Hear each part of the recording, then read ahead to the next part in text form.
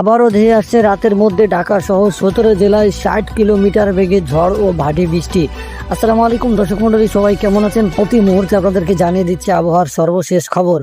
গতকাল যে আপডেট দিয়েছিলাম সেই অনুযায়ী সারা দেশে বিভিন্ন অঞ্চলে কিন্তু বাতাস সহ ভারী বৃষ্টি হয়েছে। আপনি কোন জেলা থেকে দেখছেন অবশ্যই আমাদেরকে জানাবেন এবং সঙ্গে এটাও জানাবেন আপনার এলাকাতে বৃষ্টি হচ্ছে কিনা। রাতের মধ্যে ঢাকা সহ 17 জেলায় ঘন্টায় 60 কিলোমিটার বেগে ঝড় সহ বৃষ্টি হতে পারে।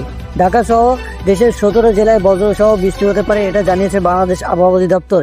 এসব জেলার নদীবন্দরগুলিকে 1 নম্বর সতর্ক সংকেত দেখাতে বলা হয়েছে। বুধবার 21 মে বাংলাদেশ আবহাওয়া অধিদপ্তরের দেওয়া রাত 1টা পর্যন্ত দেশের অভ্যন্তরীণ নদীবন্দর সমূহের পূর্বাভাসে এসব তথ্য জানানো হয়েছে। আবহাওয়া অফিস জানায়, পাবনা, বগুড়া, ময়মনসিংহ, টাঙ্গাইল, ঢাকা, ফরিদপুর, মাদারীপুর, খুলনা, যশোর, কুষ্টিয়া, বরিশাল, পটুয়াখালী, নোয়াখালী, কুমিল্লা, চট্টগ্রাম, কক্সবাজার এবং সিলেট জেলার উপর দিয়ে পশ্চিম বা উত্তর পশ্চিম দিক থেকে ঘন্টায় 45 থেকে 60 কিলোমিটার বেগে অস্থায়ীভাবে দমকা বা ঝোড়ো হাওয়া সহ বৃষ্টি সহ বজ্রবৃষ্টি হতে পারে। সেসব এলাকার নদীবন্দর সমূহকে 1 নম্বর সতর্ক সংকেত দেখাতে বলা হয়েছে। তো সর্বশেষ আবহাওয়ার খবর ছিল এটা। অবশ্যই ভিডিওটি ভালো লাগলে লাইক, কমেন্ট করে সাবস্ক্রাইব করে আমাদের সঙ্গেই থাকবেন পরবর্তী আপডেট পাওয়ার জন্য। ধন্যবাদ ভিডিওটি দেখার জন্য।